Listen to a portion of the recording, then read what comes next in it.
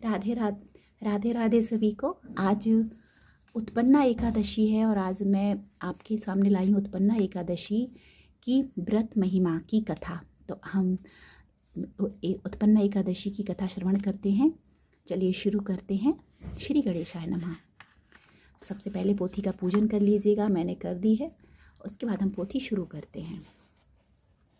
तो देखिए यहाँ से इसमें यह 12 महीने की जितनी भी एकादशी पड़ती है ना 12 महीनों में, यह उनकी सभी एकादशियों की इसमें कथा दी हुई है।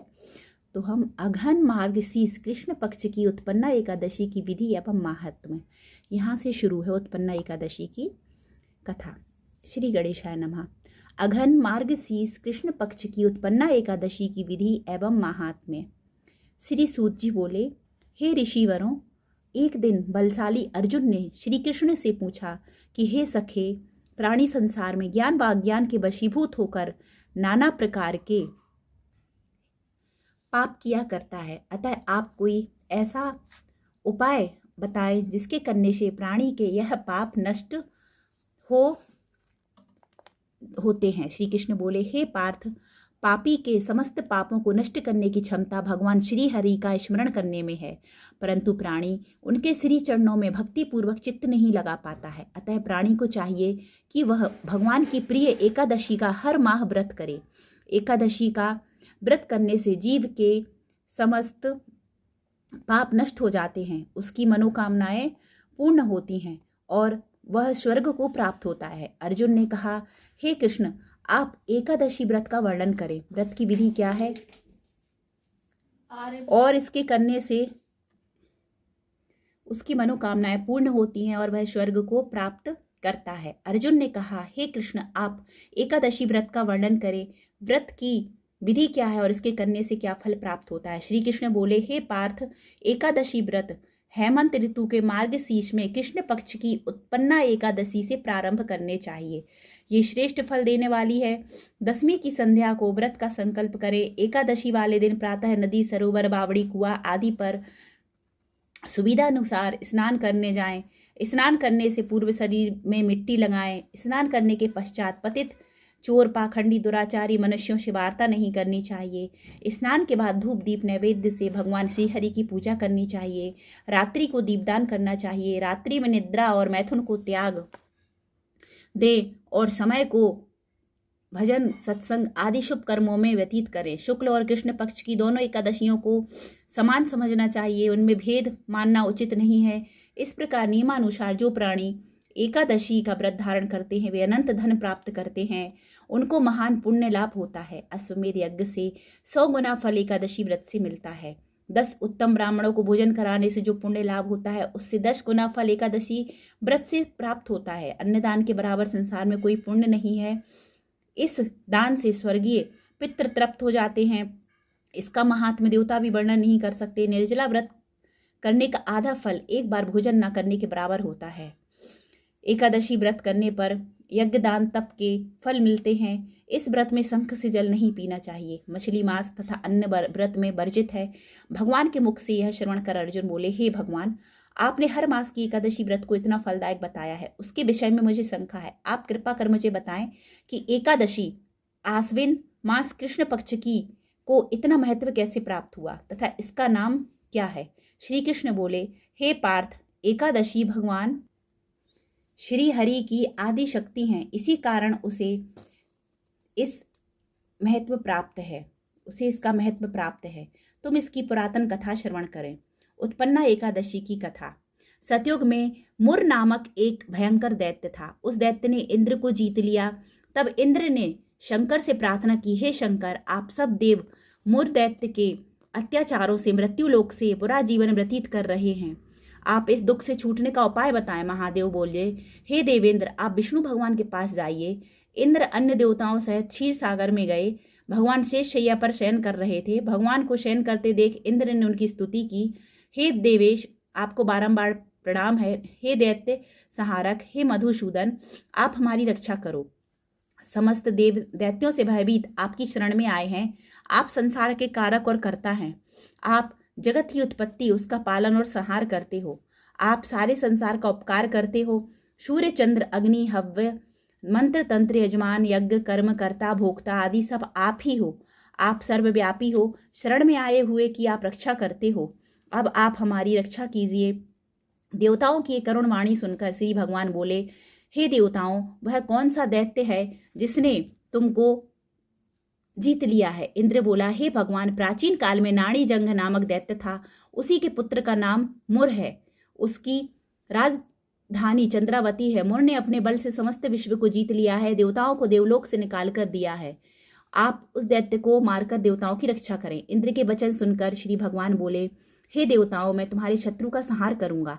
आप चंद्रवती नगरी को चलो। जब भगवान देवताओं के पीछे चंद्रावती नगरी पहुंचे, उस समय मुर अनेकों दैत्यों के साथ युद्ध भूमि में गरज रहा था। युद्ध पर होने पर असंख्य दानव विविध अस्त्र शस्त्रों को धारण कर देवताओं से युद्ध करने लगे। भगवान विष्णु युद्ध क्षेत्र में आ गए और सुदर्शन चक्र से उनके शस्त्रों को नष्ट करने लगे। इस युद्ध में अनेकों दानव मारे गए।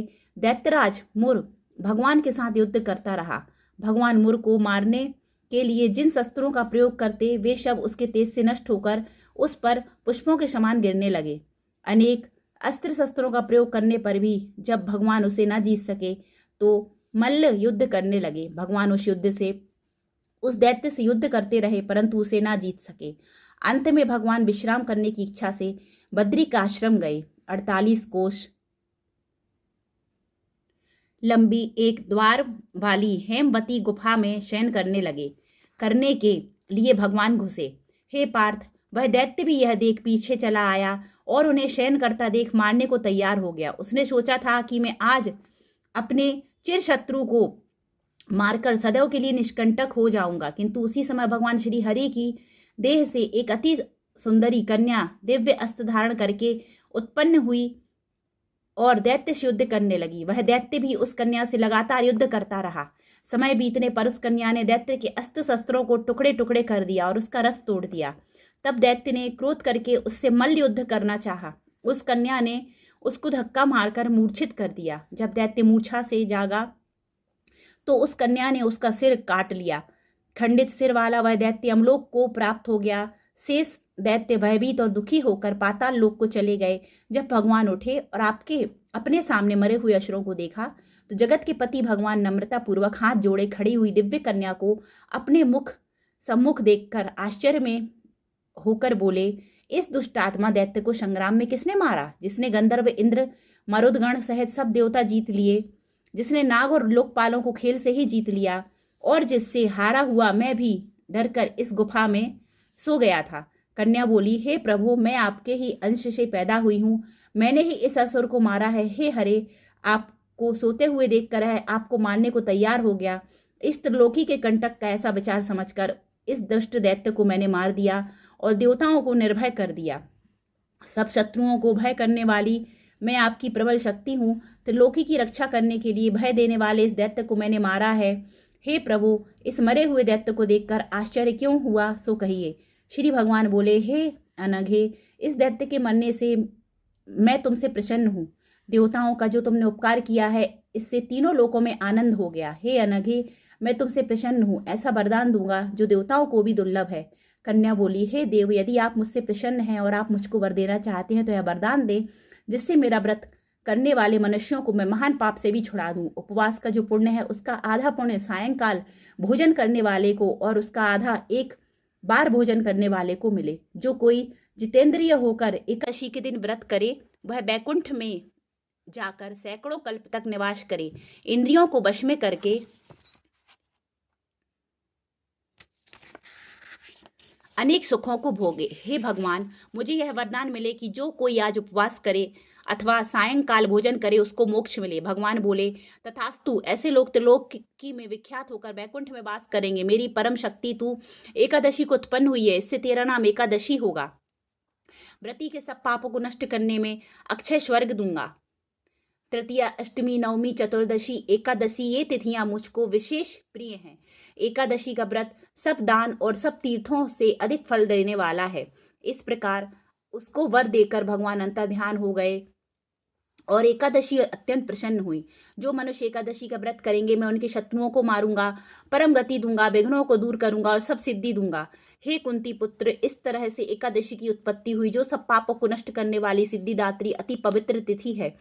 हे अर्जुन, पक्ष का भेद न करके दोनों पक्षों में व्रत करना चाहिए। द्वादशी युक्त एकादशी सबसे श्रेष्ठ है। एकादशियों में भेद न समझना चाहिए, क्योंकि दोनों पक्षों की तिथि एक सी होती है। जो लोग एकादशी का उपवास करते हैं वे गरुड़ भगवान के बैकुंठ लोक को जाते हैं। जो संसार में भगवान के भक्त हैं और सदा एकादशी के महात्म्य का पाठ करते हैं वे भी धन्य हैं। व्रती मनुष्य पुष्पांजलि लेकर प्रार्थना करे कि हे पुंडरीकाक्ष, हे अच्युत, मैं एकादशी को निराहार रहकर दूसरे दिन भोजन करूंगा, आप मेरी रक्षा करो। यह कहकर पुष्पांजलि भगवान को अर्पण करें। उपवास के फल का इच्छुक 3 बार अष्टाक्षर मंत्र को पढ़कर पात्र में रखे हुए जल को पी जावे। द्वादशी को दिन में सोना, पराया अन्न, दोबारा भोजन, मैथुन सहित कांसे के पात्र में भोजन, मांस, तेल, ये 8 चीजें वर्जित हैं। पतित से भाषण करके देह शुद्धि के लिए तुलसी पत्र भक्षण करें। पारण में आंवले का फल खाने से भी शुद्धि होती है। हे राजेंद्र, एकादशी के मध्याह्न से द्वादशी के अरुणोदय तक स्नान, पूजन, दान, होमादि कर्म करना चाहिए। यदि कोई भारी संकट आ जाए तो जल से पारण करके फिर भोजन कर लें, तो पुनर्भोजन का दोष नहीं होता। जो कोई भक्त के मुख से सुंदर मंगल देने वाली भगवान की कथा को दिन रात सुनता है, वह कई कल्प तक विष्णु लोक में निवास करता है। एकादशी महात्म्य का जो एक पद भी सुनता है उसके सब पाप दूर हो जाते हैं, इसमें संदेह नहीं है। वैष्णव धर्म के समान कोई सनातन व्रत नहीं है। उत्पन्ना एकादशी व्रत कथा समाप्त।